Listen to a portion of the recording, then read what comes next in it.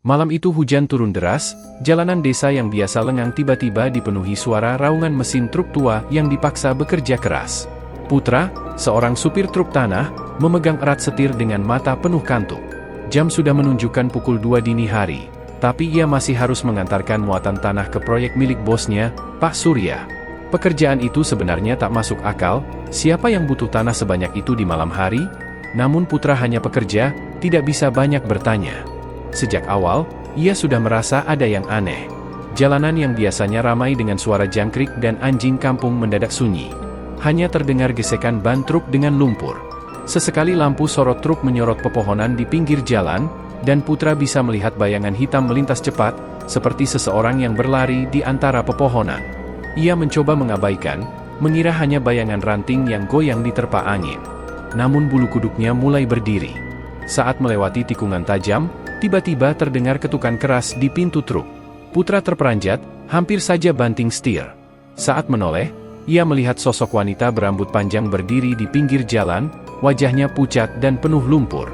Putra menekan rem, tapi ketika truk berhenti, wanita itu sudah lenyap. Hanya ada genangan air yang bergelombang seolah baru saja dilewati seseorang. Putra mengusap wajahnya yang berkeringat meski cuaca dingin. Ia menyalakan rokok, mencoba menenangkan diri. Tapi baru beberapa meter berjalan, ia mendengar suara dari bak belakang truk. Seperti ada yang menggaruk-garuk dinding bak besi dengan kuku panjang. Suaranya nyaring, membuat gigi bergemeletup. Putra melirik kaca spion, dan matanya membelalak. Dari balik terpal bak truk, muncul tangan kurus pucat dengan jari-jari panjang, mencakar terpal dari dalam. Putra langsung injak gas, berharap suara itu hilang. Tapi semakin cepat ia melaju, semakin keras suara cakaran terdengar. Hingga akhirnya, suara itu berubah menjadi ketukan berirama, seperti ada orang yang memukul-mukul dinding bak truk dari dalam dengan batu. Jantung Putra berdegup kencang, ia sadar tidak ada seorang pun yang ikut dengannya. Tanah itu seharusnya hanya tanah biasa, tapi kenapa terdengar seperti ada sesuatu di dalamnya?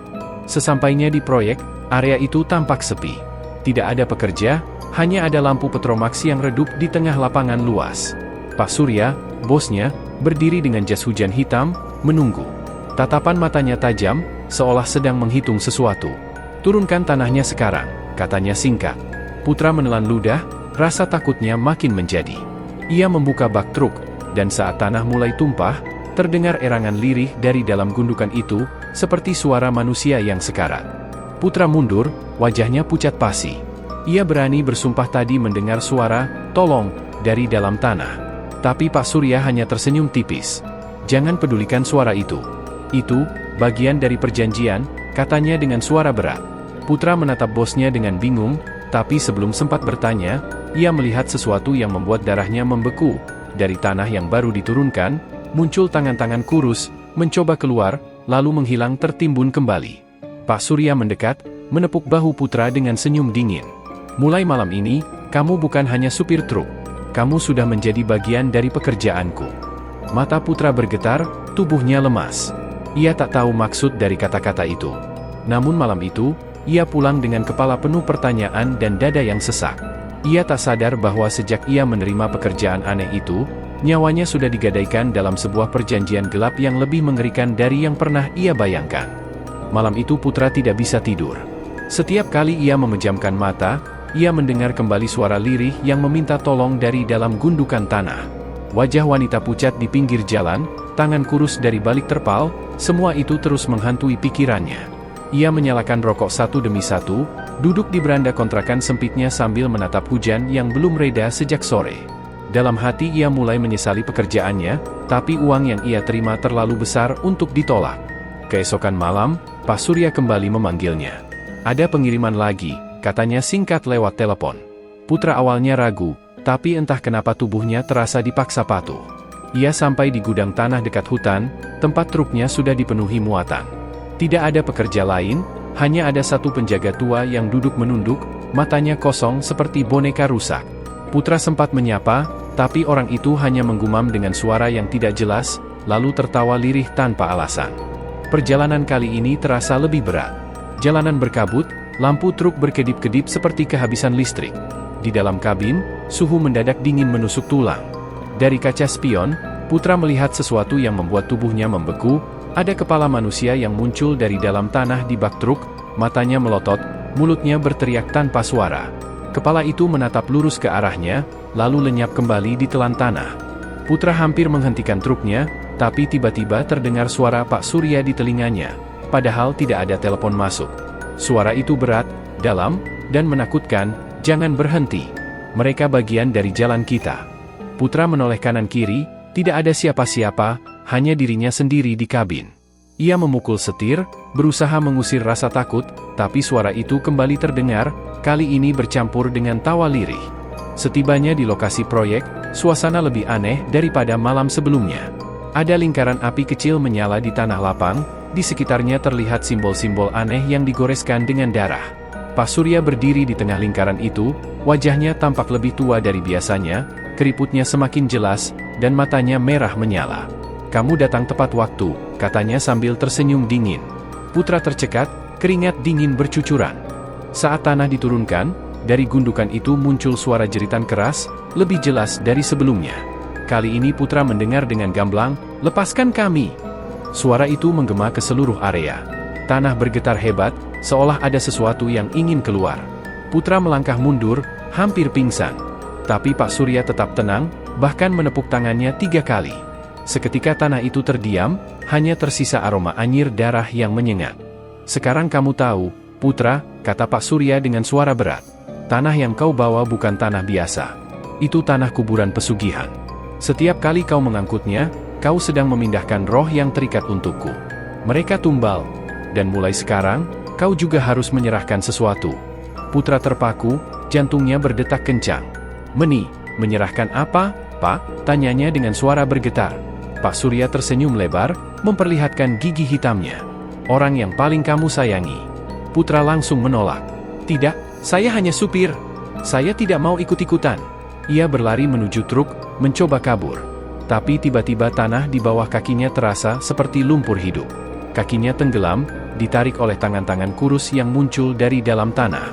Mereka meraih pergelangan kakinya, menariknya ke bawah. Putra menjerit, berpegangan pada pintu truk. Pak Surya hanya berdiri sambil tertawa dingin, membiarkan itu terjadi.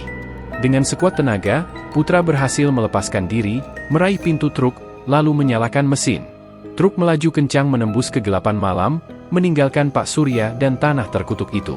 Tapi perjalanan pulang bukanlah kelegaan. Di kaca depannya, Putra melihat bayangan wajah-wajah pucat menempel, menatapnya dengan mata kosong. Suara mereka bergema di kabin, "Kau tidak bisa lari, kau sudah dipilih." Putra akhirnya sampai di rumah, tubuhnya gemetar hebat. Ia menutup pintu rapat-rapat, duduk di lantai sambil menutupi wajahnya. Tapi dari balik jendela, ia bisa melihat bayangan Pak Surya berdiri di luar pagar, menatap lurus ke arahnya, lalu menghilang. Putra menangis ketakutan, sadar bahwa ia kini terjebak dalam lingkaran pesugihan yang tak bisa ia hindari. Malam itu, Putra sudah tidak bisa membedakan antara mimpi dan kenyataan. Sejak ia kabur dari proyek, setiap sudut rumahnya seperti dihantui. Lampu sering berkedip, dinding mengeluarkan suara ketukan, dan bau tanah basah bercampur darah memenuhi ruangan. Bahkan saat ia menutup mata, ia selalu melihat tangan-tangan kurus mencoba meraih tubuhnya dari bawah lantai. Puncaknya terjadi ketika ia mendengar suara ibunya memanggil dari ruang depan. "Putra, buka pintunya, nak." Suara itu lembut, penuh kasih sayang. Putra langsung berlari, air matanya menetes. Namun ketika pintu dibuka, yang berdiri bukan ibunya, melainkan wanita berambut panjang, wajah pucat penuh tanah, menatap dengan senyum bengkok. Dari mulutnya keluar suara serak, "Kau harus ikut, mereka sudah menunggumu." Putra menutup pintu dengan keras, tubuhnya gemetar hebat. Ia menyadari satu hal, Pak Surya tidak akan berhenti sampai ia menyerahkan tumbal. Tapi siapa yang harus ia serahkan? Tidak ada yang lebih ia sayangi selain ibunya yang sudah renta. Pikiran itu membuat dadanya sesak. Ia tidak mungkin tega mengorbankan ibunya, tapi jika menolak, ia sendiri yang akan diseret ke dalam tanah kutukan itu. Malam berikutnya, ia dipanggil lagi. Kali ini bukan lewat telepon, tapi lewat bisikan langsung di kepalanya. Suara Pak Surya terdengar jelas, "Jika kau tidak datang malam ini, mereka yang akan menjemputmu. Bawa ibumu. Atau kau sendiri yang kami ambil." Putra berteriak, menutup telinganya, tapi suara itu terus bergema. Dengan tubuh gemetar, ia akhirnya menyalakan truknya, membawa ibunya yang sedang tertidur lelap. Sepanjang perjalanan, Ibunya masih tertidur, wajahnya tenang tanpa tahu apa yang sedang terjadi. Putra berkali-kali hampir menghentikan truknya, hatinya hancur. Namun begitu ia mencoba berhenti, tangan kurus keluar dari tanah jalanan, menahan ban truk agar tidak bisa berhenti. Putra hanya bisa menangis sambil memohon, "Tolong jangan ambil ibu saya." Sampai di proyek, Pak Surya sudah menunggu. Kali ini wajahnya jauh lebih menyeramkan, tubuhnya lebih tinggi, matanya merah menyala seperti bara api. Di sekelilingnya, tanah-tanah galian memuntahkan tangan-tangan kurus, wajah pucat, dan jeritan dari orang-orang yang pernah jadi tumbalnya. "Bagus, Putra, kau datang tepat waktu. Taruh ibumu di sana," kata Pak Surya sambil menunjuk ke sebuah lubang besar berisi lumpur merah. Putra berlutut, memeluk ibunya. Air matanya jatuh di wajah sang ibu yang masih tertidur. "Maafkan aku, Bu, aku tidak bisa melawan mereka." Namun saat ia hendak menyerah, ibunya tiba-tiba membuka mata. Dengan suara tegas, ibunya berkata, "Nak, jangan takut. Serahkan aku. Lebih baik ibu yang pergi, daripada kamu." Putra terguncang. Ternyata ibunya sudah sadar sejak awal perjalanan. Pak Surya tertawa puas, melangkah maju untuk menyelesaikan ritual. Namun saat ia hendak mendorong ibu Putra ke lubang, sesuatu yang tak terduga terjadi. Tanah di sekitar proyek berguncang hebat. Dari dalam lubang, muncul sosok hitam tinggi besar, matanya merah, tubuhnya penuh rantai. Itu adalah makhluk pesugihan yang selama ini diberi makan tumbal. Tapi malam ini, ia memberontak. Makhluk itu mengamuk, mencengkeram Pak Surya dengan tangan raksasanya. "Janji, dilanggar," suaranya bergema seperti petir. Pak Surya berteriak, tubuhnya melilit rantai, lalu diseret masuk ke dalam lubang. Darah menyembur, jeritannya menggema panjang. Putra dan ibunya hanya bisa terdiam, tubuh gemetar melihat kejadian itu. Setelah itu, makhluk itu menoleh ke arah Putra dan ibunya. Matanya menatap tajam, seolah menilai. Putra menunduk, bersiap pasrah jika memang dirinya juga harus diambil. Namun makhluk itu hanya mengeluarkan suara berat, "Kau bebas, karena kau menolak." Lalu tubuhnya lenyap kembali ke dalam tanah, meninggalkan lubang besar yang perlahan menutup sendiri. Malam itu, Putra dan ibunya berhasil selamat. Namun sejak saat itu, Putra tidak pernah lagi mau menyentuh truknya. Ia meninggalkan pekerjaannya, pindah bersama ibunya ke kota lain, berusaha melupakan semua yang terjadi.